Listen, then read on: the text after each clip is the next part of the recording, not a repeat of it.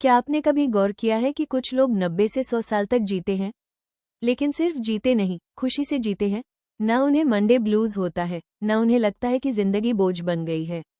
आज की किताब एक ही सवाल पूछती है, सुबह उठने की आपकी वजह क्या है? अगर आपके पास इस सवाल का साफ जवाब नहीं है तो यह वीडियो आखिर तक देखिए। इकिगाई लिखी है एक्टो गासिया और फ्रांसिस्क मिरेलेस ने। ये किताब जापान के ओकिनावा द्वीप पर आधारित है, जहां दुनिया के सबसे ज्यादा लोग 100 साल से ऊपर की उम्र तक जीते हैं।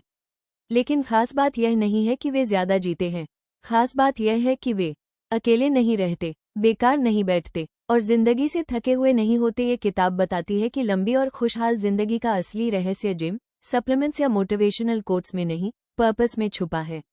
जापानी भाषा में इकी इक्वल्स जीवन गई इक्वल्स मूल्य या वजह, यानी इकिगाई इक्वल्स जीने की वजह। यह कोई बहुत बड़ा गोल होना जरूरी नहीं।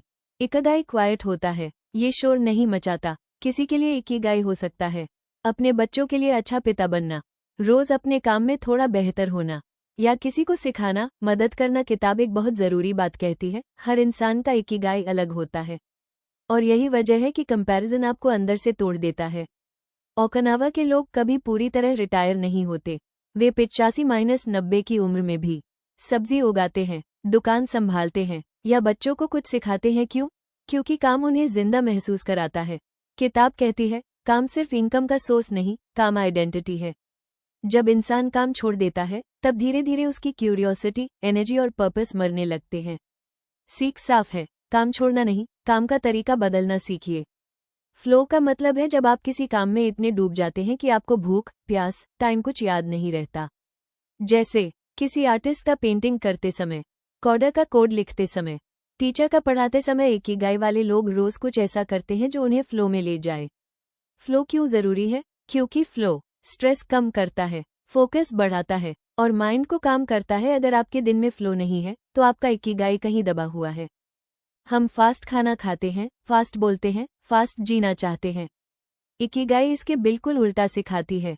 ओकिनावा के लोग धीरे चलते हैं, धीरे खाते हैं और बिना जल्दबाजी के जीते हैं। वे एक रूल फॉलो करते हैं, हारा हाचिबू, मतलब पेट 80% भरते ही खाना बंद।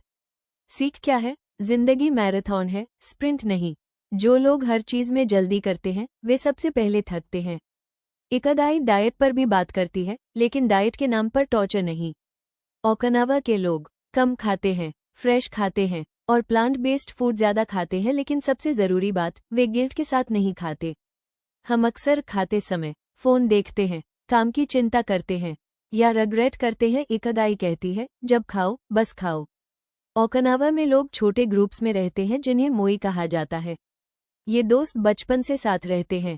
पैसे की मदद, इमोशनल सपोर्ट और कंपनी। किताब साफ कहती है, अकेलापन स्लो पॉइजन है।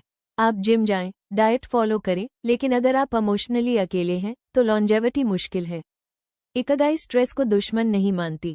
ओकिनावा के लोग ध्यान करते हैं, नेचर के साथ टाइम बिताते हैं और छोटी चीजों में खुशी ढूंढते हैं। वे स्ट्रेस को जमा नहीं करते, वे उसे बाहर निकाल देते हैं, बात करके, चलकर, हंसकर। स्ट्रेस अनअवॉइडेबल है, लेकिन सफरिंग ऑप्शनल है। इकिगाई का फेमस 4 सर्कल कॉन्सेप्ट। इकिगाई वहीं होता है जहां आपको जो पसंद है, आप जो अच्छा कर सकते हैं, दुनिया को जिसकी जरूरत है और जिससे आप कमा सकते हैं। लेकिन किताब एक इम्पॉर्टेंट ट्रूथ बताती है, हर इकिगाई पैसा नहीं देता और हर पैसा इकिगाई नहीं होता। कभी कभी इकिगाई सैलरी से नहीं, सेटिस्फैक्शन से मापा जाता है। आप आज से क्या करें? सुबह उठते ही फोन मत उठाए। दिन में कम से कम एक काम फ्लो वाला करें। अपने काम में मास्टरी पर ध्यान दें। खाने और चलने की स्पीड कम करें। अपने लोगों से जुड़े रहें और सबसे जरूरी, अपनी जिंदगी की रेस दूसरों से मत दौड़िए। इकिगाई हमें यह नहीं सिखाती कि सक्सेस क्या है, ये सिखाती है कि सक्सेस आपके लिए क्या हो सकता है। लंबी और खुश जिंदगी लग्जरी में नहीं, मीनिंग में है। अगर यह वीडियो आपको थोड़ा भी सोचने पर मजबूर करे तो कमेंट में लिखिए, आपका इकिगाई क्या हो सकता है। वीडियो पसंद आया हो तो लाइक करें। ऐसी ही डीप लेकिन आसान हिंदी बुक समरीज के लिए चैनल को सब्सक्राइब करें और बेल आइकॉन जरूर दबाइए। मिलते हैं अगली किताब में।